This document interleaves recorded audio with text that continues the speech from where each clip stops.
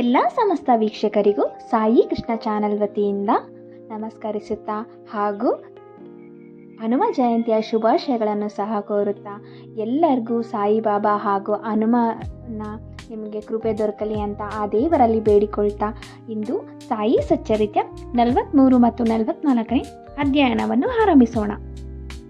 ಈ ಅಧ್ಯಯನದಲ್ಲಿ ಸಾಯಿ ಅವರ ಮಹಾಸಮಾಧಿಯ ಕಥೆಯು ಮುಂದುವರಿಯುವುದು ಹಾಗೂ ಅದರ ಪೂರ್ವ ಸಿದ್ಧತೆ, ಇಟ್ಟಂಗಿ ಹೊಡೆಯುವುದು ಹಾಗೂ 72 ಗಂಟೆಗಳ ಸಮಾಧಿ ಹಾಗೂ ಜೋಗ ಮತ್ತು ಅವರ ಸನ್ಯಾಸ, ಬಾಬಾ ಅವರ ಅಮೃತ ವಚನಗಳು ಹಾಗೂ ನಾನು ಯಾರು ಎಂಬ ಪ್ರಶ್ನೆಗೆ ಉತ್ತರಗಳು ಎಲ್ಲವೂ ಈ ಅಧ್ಯಯನದಲ್ಲಿ ದೊರಕುತ್ತದೆ. ಇದನ್ನೆಲ್ಲ ಶ್ರದ್ಧಾ, ಭಕ್ತಿ ಹಾಗೂ ನಂಬಿಕೆಯಿಂದ ಸಾಯಿಬಾಬಾ ಅವರಲ್ಲಿ ನಂಬಿಕೆ ಇಟ್ಟು ಈ ಅಧ್ಯಯನವನ್ನು ಭಕ್ತಿಯಿಂದ ಕೇಳಬೇಕಾಗಿ ಎಲ್ಲರಲ್ಲಿ ವಿನಂತಿ. ಮತ್ತೊಂದು ವಿಚಾರ ಏನಪ್ಪ ಅಂತ ಅಂದರೆ, ಯಾರೆಲ್ಲ ನನ್ನ ಚಾನಲ್ನ ಇನ್ನೂ ಸಬ್ಸ್ಕ್ರೈಬ್ ಮಾಡ್ಕೊಂಡಿಲ್ಲ ಪ್ಲೀಸ್ ಸಬ್ಸ್ಕ್ರೈಬ್ ಮಾಡ್ಕೊಳ್ಳಿ. ಈ ವಿಡಿಯೋ ಖಂಡಿತ ಇಷ್ಟ ಆದರೆ ದಯವಿಟ್ಟು ಲೈಕ್ ಮಾಡಿ, ಶೇರ್ ಮಾಡಿ, ಕಮೆಂಟಲ್ಲಿ ಓಂ ಸಾಯಿರಾಮ್, ಓಂ ಹನುಮಾನ್ ಅಂತ ಮೆನ್ಷನ್ ಮಾಡಿ ಸಾಯಿ ಕೃಪೆಗೆ ಹಾಗೂ ಹನುಮಾನ್ ಕೃಪೆಗೆ ಪಾತ್ರರಾಗಿ ಅಂತ ಹೇಳ್ತಾ ಅಧ್ಯಯನವನ್ನು ಆರಂಭಿಸೋಣ. ಪೂರ್ವ ಸಿದ್ಧತೆ. ಮನುಷ್ಯನು ಪ್ರಾಪಂಚಿಕ ಸುಖಗಳನ್ನು ಮರೆತು ಪಾರಮಾರ್ಥಿಕ ವಿಷಯಾಸಕ್ತನಾಗುವಂತೆಯೂ ಮತ್ತು ಪರಲೋಕದಲ್ಲಿ ಅವನ ಪ್ರಗತಿ ಸುಗಮವಾಗಲೆಂದು ಅವನ ಮರಣ ಸನ್ನಿಹಿತವಾಗುತ್ತಿರುವ ಸಂದರ್ಭ ಧಾರ್ಮಿಕ ಗ್ರಂಥಗಳನ್ನು ಓದಿ ಹೇಳುವುದು ಹಿಂದೂ ಧರ್ಮದ ಪದ್ಧತಿ. ಪರೀಕ್ಷಿತ ರಾಜನು ಬ್ರಾಹ್ಮಣ ಋಷಿ ಪುತ್ರ ಒಬ್ಬನಿಂದ ಶಪಿಸಲ್ಪಟ್ಟು 1 ವಾರದೊಳಗೆ ಮರಣ ಹೊಂದಬೇಕಾಗಿರುವಾಗ ಮಹಾಯೋಗಿಗಳಾದ ಶುಕ್ರಾಚಾರ್ಯರು ಅವನಿಗೆ 1 ವಾರದಲ್ಲಿ ಭಾಗವತವನ್ನು ಓದಿ ಹೇಳಿದರು ಎಂಬುದು ನಮಗೆ ತಿಳಿದ ವಿಷಯ. ಇದೇ ಪದ್ಧತಿ ಈಗಲೂ ಅನುಸರಿಸಲ್ಪಟ್ಟು ಮರಣ ಹೊಂದುವ ಮೊದಲು ಭಾಗವತ, ಗೀತೆ ಮುಂತಾದ ಧಾರ್ಮಿಕ ಗ್ರಂಥಗಳನ್ನು ಓದಿ ಹೇಳುತ್ತಾರೆ. ದೇವರ ಅವತಾರ ರೂಪಿಯಾದ ಬಾಬಾ ಅವರಿಗೆ ಯಾರ ಸಹಾಯವೂ ಬೇಕಿರಲಿಲ್ಲ. ಆದರೆ ಸಾಮಾನ್ಯ ಜನರಿಗೆ ಪಾಠ ಕಲಿಸೋಸ್ಕ ಅವರು ಸಹ ಇದೇ ಪದ್ಧತಿಯನ್ನು ಅನುಸರಿಸುತ್ತಿದ್ದರು. ತಾವು ಮರಣ ಹೊಂದುವವರೆಂದು ಅವರಿಗೆ ತಿಳಿದಾಗ ವಜೆ ಎಂಬ ಭಕ್ತರಿಗೆ ತಮ್ಮ ಮುಂದೆ ಶ್ರೀರಾಮ ವಿಜಯವನ್ನು ಓದಿ ಹೇಳುವಂತೆ ಆಜ್ಞಾಪಿಸಿದರು. ವಜೆ ಅವರು 1 ವಾರದಲ್ಲಿ ಅದನ್ನು ಓದಿ ಮುಗಿಸಿದರು. ಬಾಬಾ ಅವರು ಇನ್ನೊಂದು ಸಲ ಓದಿ ಹೇಳುವಂತೆ ಆಜ್ಞಾಪಿಸಿದರು.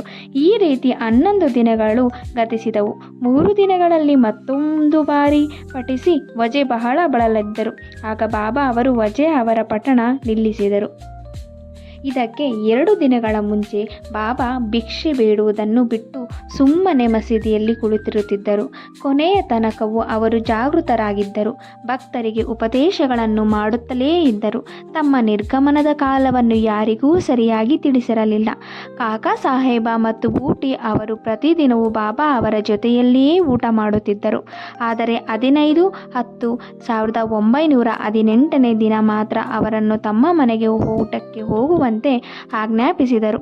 ಆದರೂ ಲಕ್ಷ್ಮೀಬಾಯಿ ಸಿಂಧೆ, ಬಾಗೋಜಿ ಸಿಂಧೆ, ಬಾಯಾಜಿ ಪಾಟೀಲ, ಲಕ್ಷ್ಮಣ ಜೋಶಿ, ಬಾಳಾ ಶಿಂಪಿ ಮತ್ತು ನಾನಾ ಸಾಹೇಬ ನಿಮೋಣಕರ ಇವರು ಮಾತ್ರ ಅಲ್ಲಿದ್ದರು. ಬಾಬಾ ಲಕ್ಷ್ಮೀಬಾಯಿಗೆ 9 ರೂಗಳನ್ನು ಕೊಟ್ಟು ಮೈಯಲ್ಲಿ ಸರಿಯಾಗಿಲ್ಲವೆಂದು ಹೇಳಿ ತಮ್ಮನ್ನು ಬೂಟಿವಾಡಕ್ಕೆ ಕರೆದುಕೊಂಡು ಹೋಗುವಂತೆ ಹೇಳಿದರು. ಈ ರೀತಿ ಹೇಳುತ್ತಾ ಬಾಯಾಜಿ ಅವರ ತೊಡೆ ಮೇಲೆ ಮಲಗಿ ತಮ್ಮ ಹಸುವನ್ನು ನೀಗಿದರು. ಬಾಯಾಜಿ ಅವರು ಅವರ ಉಸಿರಾಟ ನಿಂತಿದ್ದನ್ನು ಗಮನಿಸಿ ಕೆಳಗಡೆ ಕುಳಿತಿದ್ದ ನಾನಾ ಅವರನ್ನು ಕರೆದರು. ನಾನಾ ಅವರು ಸ್ವಲ್ಪ ನೀರು ತಂದು ಅವರ ಬಾಯಿಯಲ್ಲಿ ಹಾಕಿದರು. ಅದು ಹೊರಗೆ ಬಂದಿತು. ಆಗ ಅವರು ಹೋ ದೇವಾ ಎಂದು ಜೋರಾಗಿ ಕೂಗಿಕೊಂಡರು. ಬಾಬಾ ಅವರು ತಮ್ಮ ಕಣ್ಣು ತೆರೆದು ಹಾ ಎಂದು ಅಂದಂತೆ ಕೇಳಿ ಬಂದಿತು. ಬಾಬಾ ಅವರ ಮರಣದ ವಾರ್ತೆ ಕಾಡ್ಗಿಚ್ಚಿನಂತೆ ಶಿರಡಿಯಲ್ಲೆಲ್ಲ ಕ್ಷಣ ಮಾತ್ರದಲ್ಲಿ ಪಸರಿಸಿತು. ಮಸೀದಿಯಲ್ಲಿ ಭಕ್ತವೃಂದವೂ ನೆರೆದು ತಮಗೆ ಉಂಟಾದ ಅಪಾರವಾದ ನಷ್ಟವನ್ನು ಕುರಿತು ಶೋಕಿಸುತ್ತಿತ್ತು. ಕೆಲವರು ಅಳುತ್ತಿದ್ದರು, ಕೆಲವರು ಬೀದಿಯಲ್ಲಿಯೇ ಮೂರ್ಛಿತರಾದರು. ಸಮಸ್ತ ಚರಾಚರಗಳು ಕಂಬನಿ ಸುರಿಸಿದವು. ಎಲ್ಲಿ ನೋಡಿದರೂ ನೀರವತೆ, ತಲೆ ಎತ್ತಿ ಶೋಕವೇ ಹೊಳೆಯಾಗಿ ಹರಿಯುತ್ತಿತ್ತು. ಆಗ ಬಾಬಾ ಅವರ ದೇಹವನ್ನು ಹೇಗೆ ಸಂಸ್ಕಾರ ಮಾಡಬೇಕೆಂಬ ಪ್ರಶ್ನೆ ಉದ್ಭವಿಸಿತು. ಕೆಲವು ಮಹಾಮಂದಿಯರು ಮಸೀದಿಯ ಅಂಗಳದಲ್ಲಿ ದೇಹವನ್ನು ಸಮಾಧಿ ಮಾಡಿ ಅದರ ಮೇಲೆ ಗೋರಿ ಕಟ್ಟಬೇಕೆಂದು ಅಭಿಪ್ರಾಯಪಟ್ಟರು. ಕುಶಾಲಚಂದ ಮಾರವಾಡಿ ಮತ್ತು ಅಮೀರ ಶಕ್ಕರ ಅವರು ಈ ಅಭಿಪ್ರಾಯವನ್ನು ಅನುಮೋದಿಸಿದರು. ಆದರೆ ಹಳ್ಳಿಯ ಮುಖ್ಯಸ್ಥರಾದ ರಾಮಚಂದ್ರ ಪಾಟೀಲರು ಇದಕ್ಕೆ ಒಪ್ಪಲಿಲ್ಲ. ಬಾಬಾ ಅವರ ದೇಹವನ್ನು ವಾಡ ಹೊರತು ಇನ್ನೆಲ್ಲಿಯೂ ಒಯ್ಯಬಾರದೆಂದು ಅವರು ಹೇಳಿದರು. ಈ ರೀತಿ ಭಕ್ತರಲ್ಲಿ ಭಿನ್ನಾಭಿಪ್ರಾಯಗಳು ತಲೆದೋರಿ 36 ಗಂಟೆಗಳ ಕಾಲ ಚರ್ಚೆ ಹಾಗೆಯೇ ಮುಂದುವರಿಯಿತು. ಬುಧವಾರ ಬೆಳಗ್ಗೆ ಜಾವ ಬಾಬಾ ಶ್ರೀ ಲಕ್ಷ್ಮಣ ಮಹಾಜೋಶಿ ಅವರ ಕನಸಿನಲ್ಲಿ ಕಾಣಿಸಿಕೊಂಡು ಅವರ ಕೈಯಲ್ಲಿ ಹಿಡಿದು ಬೇಗ ಹೇಳು ಬಾಬು ಸಾಹೇಬ, ನಾನು ಮೃತನಾಗಿದ್ದೇನೆ, ಪುನಃ ಬರಲಾರೆ ಎಂದು ತಿಳಿಸಿದ್ದಾನೆ. ನೀನು ಬಂದು ನನಗೆ ಪೂಜೆ ಮತ್ತು ಕಾಕಡ ಆರತಿ ಮಾಡು ಎಂದರು. ಲಕ್ಷ್ಮಣ ಮಾಮ ಬಾಬಾ ಅವರ ಪರಮ ಭಕ್ತರಾಗಿದ್ದರು. ಬಾಬಾ ಅವರಲ್ಲಿ ಪೂರ್ಣ ನಂಬಿಕೆ ಇಟ್ಟಿದ್ದರು. ಬೆಳಗಾದ ನಂತರ ಎದ್ದು ಸ್ನಾನ ಸಂಧ್ಯಾ ವಂದನಾದಿಗಳನ್ನು ಮುಗಿಸಿ ಪೂಜಾ ಸಾಮಗ್ರಿಗಳನ್ನೇ ಬಂದು ಮೌಲಿಗಳ ವಿರೋಧವನ್ನು ಲೆಕ್ಕಿಸದೆ ತಮ್ಮ ಪಾಡಿಗೆ ತಾವು ಮೃತದೇಹಕ್ಕೆ ಪೂಜೆ ಆರತಿ ಮತ್ತು ಎಲ್ಲವನ್ನೂ ಮಾಡಿ ಹೊರಟು ಹೋದರು. ಬಾಬಾ ಅವರ ಅಂತಿಮ ನುಡಿಯನ್ನು ಗೌರವಿಸಿ ಅವರನ್ನು ವಾಡಾದ ಮಧ್ಯದಲ್ಲಿ ಸಮಾಧಿ ಮಾಡಲು ನಿಶ್ಚಯಿಸಲಾಯಿತು. ಗುಂಡಿ ತೋಡಲು ಆರಂಭ ಮಾಡಿದರು. ಮಂಗಳವಾರ ಸಾಯಂಕಾಲ ರಹತಾದಿಂದ ಸಬ್ ಇನ್ಸ್ಪೆಕ್ಟರ್ ಮುಂತಾದವರು ಬಂದರು. ಎಲ್ಲರೂ ಈ ಸಲಹೆಗೆ ಸಮ್ಮತಿಸಿದರು. ಮರುದಿನ ಬೆಳಗ್ಗೆ ಮುಂಬಯಿಯ ಅಮೀರಬಾಯಿಯವರು ಕೊಪ್ಪರಗಾಂವದಿಂದ ಮಾಮಲೆದಾರರಾದರು ಬಂದರು. ಕೆಲವರು ಬಾಬಾ ಅವರ ದೇಹವನ್ನು ಹೊರಗಡೆ ಎಲ್ಲಿಯಾದರೂ ಸಮಾಧಿ ಮಾಡಬೇಕೆಂಬ ಅಭಿಪ್ರಾಯನ ವ್ಯಕ್ತಪಡಿಸಿದರು. ಇದನ್ನು ಕಂಡ ಮಾಮಲೆದಾರರು ವಿಷಯವನ್ನು ಮತ ನಿರ್ಣಯಕ್ಕೆ ಹಾಕಿದರು. ಬಾಬಾ ಅವರನ್ನು ವಾಡದಲ್ಲಿಯೇ ಸಮಾಧಿ ಮಾಡಲು ಭಕ್ತರು ಬಹುಮತದಿಂದ ನಿರ್ಣಯಿಸಿದರು. ಇದನ್ನು ಕಲೆಕ್ಟರ್ ಅವರಿಗೆ ತಿಳಿಸಬೇಕೆಂದು ಕಾಕಾ ಅವರು ಹೊರಡುವುದರಲ್ಲಿದ್ದರು. ಆದರೆ ಬಾಬಾ ಅವರ ಕೃಪೆಯಿಂದ ಅಲ್ಪಮತೀಯರು ಅಭಿಪ್ರಾಯ ಬದಲಾಯಿಸಿತು. ಎಲ್ಲರೂ ಒಮ್ಮತದಿಂದ ವಾಡದಲ್ಲಿ ಸಮಾಧಿ ಕಾರ್ಯ ನಡೆಸಬೇಕೆಂದು ತೀರ್ಮಾನಿಸಿದರು. ಬುಧವಾರ ಸಾಯಂಕಾಲ ಬಾಬಾ ಅವರ ಶರೀರವನ್ನು ತಂದು ಮುರಳೀಧರನ ಪ್ರತಿಮೆಗೋಸ್ಕರ ಮೀಸಲಾದ ಗರ್ಭಗೃಹದಲ್ಲಿ ಸಮಾಧಿ ಮಾಡಲಾಯಿತು. ನಿಜಕ್ಕೂ ಬಾಬಾ ಅವರೇ ಮುರಳೀಧರನಾಗಿ ವಾಡ ದೇವಾಲಯವಾಗಿ ಪವಿತ್ರ ಪೂಜಾ ಸ್ಥಳವಾಯಿತು. ಬಾಬಾ ಅವರ ಉತ್ತರ ಕ್ರಿಯೆಯನ್ನು ಬಾಳಾ ಸಾಹೇಬ ಬಾಟೆ, ಉಪಾಸನಿ ಹಾಗೂ ಜೋಗ ಅವರು ಸಾಂಗವಾಗಿ ನೆರವೇರಿಸಿದರು. ಇಟ್ಟಂಗಿ ಹೊಡೆಯಿತು.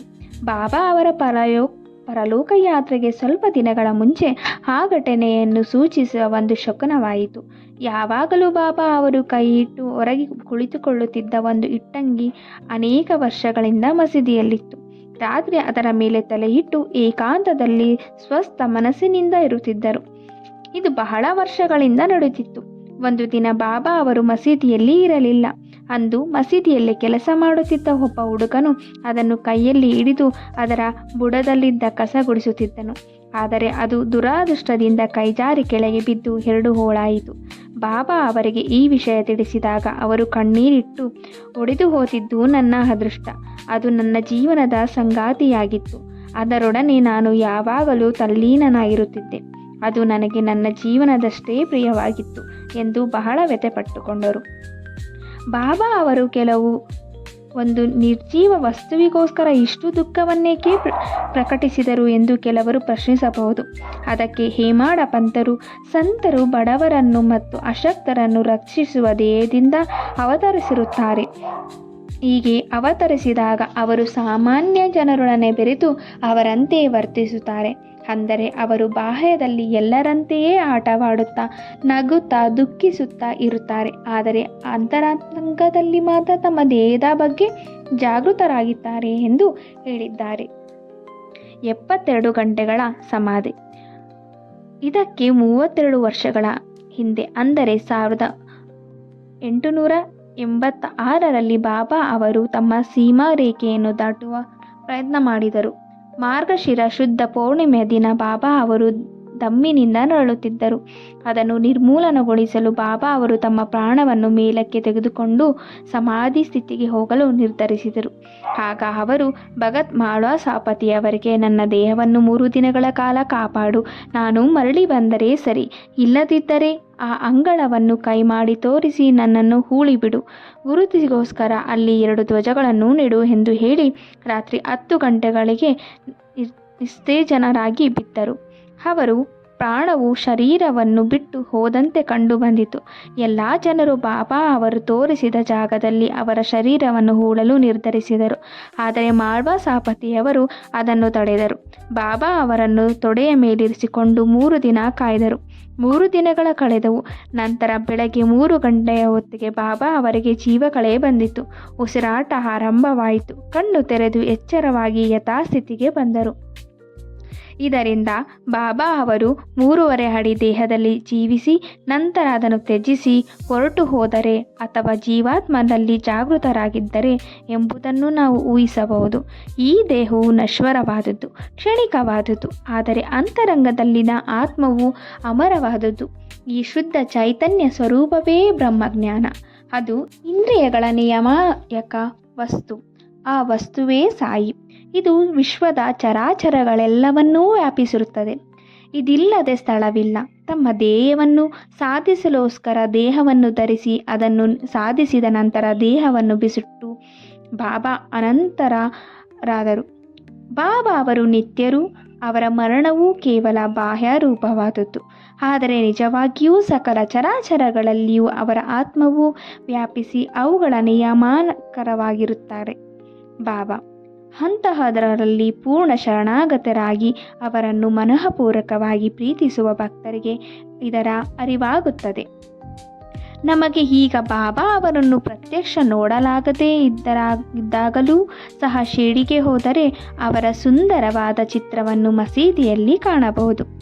ಅದನ್ನು ಬಾಬಾ ಅವರ ಪರಮ ಭಕ್ತರಾದ ಪ್ರಸಿದ್ಧ ಚಿತ್ರಕಾರ ಶ್ಯಾಮರಾಮ ಜಯಕರ ಅವರು ಚಿತ್ರಿಸುತ್ತಾರೆ. ನಿಜವಾದ ಭಕ್ತರಿಗೆ ಈ ಚಿತ್ರವನ್ನು ನೋಡಿದರೆ ಬಾಬಾ ಅವರ ದರ್ಶನವಾದಂತೆಯೇ ತೋರುತ್ತದೆ. ಈಗ ಅಮೃತಶಿಲೆಯ ಸುಂದರ ಮೂರ್ತಿ ಸಮಾಧಿ ಮಂದಿರದಲ್ಲಿ ರಾರಾಜಿಸುತ್ತಿದೆ. ಈಗ ಬಾಬಾ ಅವರು ಶರೀರವಿಲ್ಲದಿದ್ದರೂ ಸಹ ಸಜೀವವಾಗಿ ವಾಸವಾಗಿದ್ದಾರೆ. ಎಂದಿನಂತೆ ಈಗಲೂ ಅವರು ಭಕ್ತರ ಯೋಗಕ್ಷೇಮವನ್ನೂ ಚಿಂತಿಸುತ್ತಾ ಅವರಿಗೆ ತಮ್ಮ ಸಹಾಯವೆಸಗುತ್ತಿದ್ದಾರೆ. ಸಂತರಿಗೆ ಸಾವಿಲ್ಲ. ಅವರ ಸಾಮಾನ್ಯ ಮಾನವರಂತೆ ಕಂಡರೂ ನಿಜವಾಗಿಯೂ ಅವರು ದೇವರ ಅವತಾರ ಸ್ವರೂಪರು. ಜೋಗ ಮತ್ತು ಅವರ ಸನ್ಯಾಸ. ಬಾಪು ಸಾಹೇಬ ಜೋಗ ಅವರ ಸನ್ಯಾಸವನ್ನು ವರ್ಣಿಸಿ ಹೇಮಾಡ ಪಂತರು ಈ ಅಧ್ಯಯನವನ್ನು ಮುಗಿಸಿರುತ್ತಾರೆ. ಭಕ್ತ ಬಾಪು ಸಾಹೇಬ ಜೋಗ ಅವರು ಪುಣೆಯ ಪ್ರಸಿದ್ಧ ವ್ಯಾಪಾರಿಗಳಾದ ವಿಷ್ಣುಬುವ ಜೋಗ ಅವರ ಚಿಕ್ಕಪ್ಪನವರು. ಅವರು 1919ರಲ್ಲಿ ಸರ್ಕಾರಿ ಹುದ್ದೆಯಿಂದ ನಿವೃತ್ತರಾದ ಮೇಲೆ ತಮ್ಮ ಪತ್ನಿಯೊಡನೆ ಶಿರ್ಡಿಗೆ ಬಂದು ನೆಲೆಸಿದರು. ಅವರಿಗೆ ಸಂತಾನ ಪ್ರಾಪ್ತಿ ಇರಲಿಲ್ಲ. ಜೋಗ ದಂಪತಿಗಳು ಬಾಬಾ ಅವರನ್ನು ಭಕ್ತಿಯಿಂದ ಪೂಜಿಸುತ್ತಾ ಕಾಲ ಕಳೆಯುತ್ತಿದ್ದರು. ಮೇಘ ಅವರ ಮರಣದ ನಂತರ ಬಾಪು ಅವರೇ ಬಾಬಾ ಅವರಿಗೆ ಮಸೀದಿಯಲ್ಲಿ ಆರತಿ ಮುಂತಾದವುಗಳನ್ನು ಮಾಡುತ್ತಿದ್ದರು. ಇದು ಅವರ ಸಮಾಧಿ ತನಕ ನಡೆಯಿತು. ಜ್ಞಾನೇಶ್ವರಿ ಮತ್ತು ಏಕನಾಥ ಭಾಗವತವನ್ನು ಓದಿ ಅರ್ಥ ವಿವರಿಸುವ ಕೆಲಸವೂ ಇವರ ಪಾಲಿಗೆ ಬಂದಿತು.